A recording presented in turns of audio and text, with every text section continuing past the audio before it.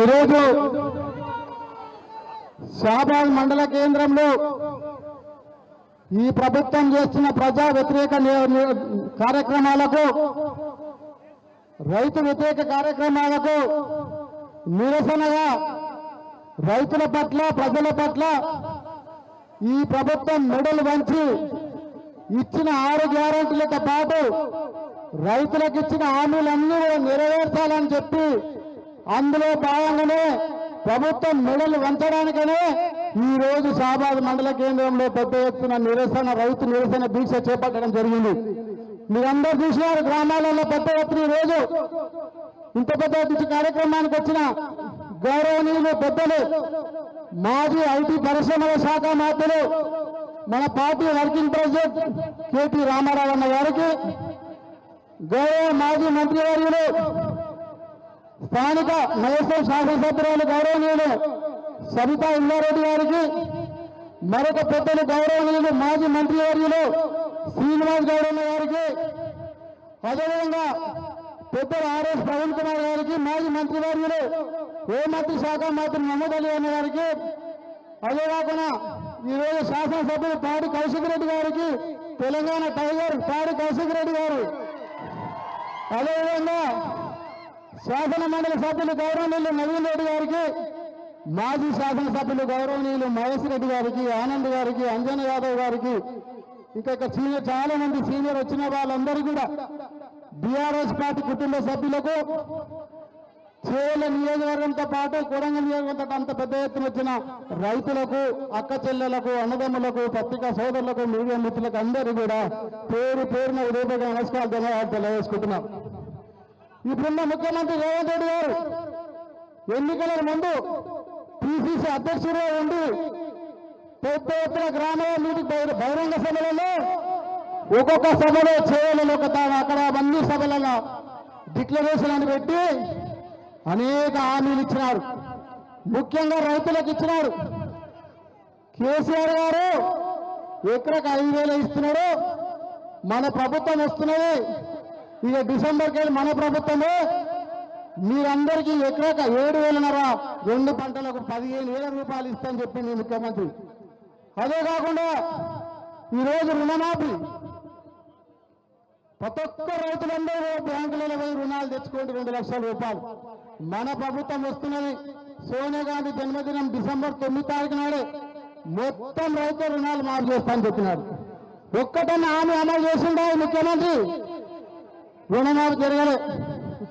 Example సొంత నియోజకవర్గం కొడంగల్ తీసుకుంటే ఒక కోజీ మండలం, ఉమ్మడి మండలానికి సంబంధించిన లెక్కలు గతంలో రామన్నకి ఇస్తే కేటీఆర్ భవన్లో చెప్పినాడు.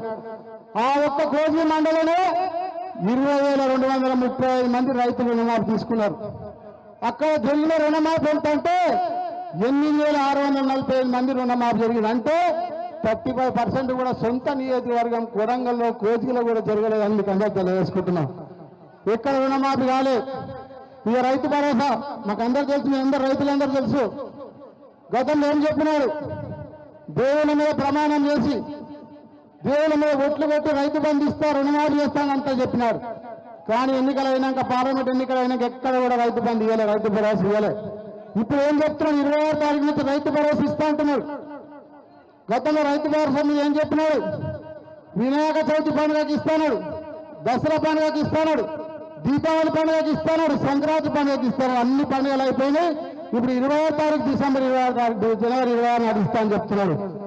ఎవరు రైతులు కూడా, ప్రజలు కానీ రైతులు కానీ రేవంత్ రెడ్డి నమ్మే పరిస్థితిలో లేరు. ఎందుకంటే రుణమాఫీ చేయలే, రైతు బంధు రాదు. ఈరోజు మా అక్క చెల్లెలందరూ 2,500 పింఛన్ ఇస్తాడు. ఒక్క అక్క చెల్లెలు కూడా 2,500 పింఛన్ రాలేదు. అవ్వతాతలకు 2,000, 4,000 ఇస్తున్నాడు. వికలాంగులకు 6,000 ఇస్తున్నాడు. విద్యార్థులకు స్కూటీలు ఇస్తున్నాడు. చెప్పుకుంటే పోతే చాలా కార్యక్రమాలు ఉన్నాయి. ఇంత పెద్ద ఎత్తున హామీలు ఇచ్చి, మాయ మాటలు చెప్పి, గాలి మాటలు చెప్పి అధికారంలోకి వచ్చిన తర్వాత అన్ని గాజులకు వదిలేసినారు తప్ప ఎక్కడ హామీ చేయలేదు. కాబట్టి దానికి నిరసనగా ప్రభుత్వం మెడలు వంచి రైతులకు ఇస్తున్న 15,000 రైతు భరోసా ఇవ్వాలి, అందరూ అయితే 2 లక్షల రుణమాఫీ చేయాలి, ఈరోజు చెప్పిన అమలు చేయాలని చెప్పి ఈరోజు రైతు దీక్ష చేపట్టినాం. ఈ దీక్ష సందర్భంగా ఇప్పటికైనా రేవంత్ రెడ్డి కళ్ళు తెలిసి ప్రజలకు ఇచ్చిన హామీలు నెరవేరాలి. అక్రమంగా ముఖ్యమంత్రి ఒకటే పని చేస్తామని గెలిచినప్పటి నుంచి మన కేసీఆర్ గారు చేసిన అభివృద్ధి కార్యక్రమాలు, మన హైదరాబాద్ లో కేటీఆర్ గారు చేసిన ఫ్లైఓవర్లు అవన్నీ కలర్ లేచి ప్రారంభోత్సవాలు చేస్తుంది తప్ప ఒక్కటి కూడా కొత్తది కథలే. కేసీఆర్ గారు చేసినవే ప్రారంభించుకుంటూ మొత్తం నేనే చేసిన అని చెప్తా ఉన్నాను. ఉద్యోగాలు కూడా 44,000 ఉద్యోగాలు కేసీఆర్ గారు ముఖ్యమంత్రి గతంలో ఉన్నప్పుడే నోటిఫికేషన్ ఇచ్చినాడు. ఉద్యోగాలు చేస్తే వాళ్ళందరికీ సర్టిఫికెట్ మంచి ఫోటోలు దిగుతున్న వీళ్ళ ఉద్యోగాలు ఒక డిఎస్సి ఉద్యోగం తప్ప ఏది కూడా ఈ ప్రభుత్వం ఇవ్వలేదు. అదేవిధంగా ఈరోజు అక్రమ కేసులు పెట్టి మీరందరూ చూస్తున్నారు. ప్రజలను రైతుల దృష్టి మరల్చడానికే ఈరోజు లగచరం మీద మీరు మొన్న చూసినారు. రైతుల మీద అక్రమ కేసులు పెట్టి జైలు పంపించినారు. నన్ను అక్రమ కేసు పెట్టి 37 రోజులు జైల్లో పెట్టినారు. పైశాచిక ఆనందం వచ్చింది తప్ప ఇక్కడ ఏం చేసిన పరిస్థితి లేదు. సొంత రైతు కొడంగల్ నియోజకవర్గంలో ఆయనకు ఓటేసి గెలిపించిన, ఆయన ఓటేస్తే ముఖ్యమంత్రి అయినా ఆ రైతులను తీసుకుపోయి బేడీ లేచి జైల్లో పెట్టిన ఘనత ఈ రేవంత్ రెడ్డికి దక్కిందని చెప్పి మీ అందరూ తెలియజేసుకుంటున్నాను.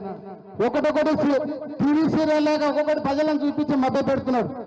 లగచర ఘటన అయిపోయినాక అల్లు అర్జున్ తీసుకొచ్చింది. అల్లు అర్జున్ అయిపోయినాక మళ్ళీ కేటీఆర్ గారి మీద కేసు పెట్టి మొన్న అక్రమ కేసు పెట్టి ఈరోజు మభ్య పెట్టి ప్రజల దృష్టి మరచిక చేస్తానని తప్ప ఒక్కటి కూడా హామీ అమలు చేయడం లేదు. ఇప్పటికైనా కళ్ళు వేసి రేవంత్ రెడ్డి గారు ప్రజలకు ఇచ్చిన హామీలు కానీ రైతులకు ఇచ్చిన హామీలు అమలు చేయాలని చెప్పి తెలియజేసుకుంటున్నాను.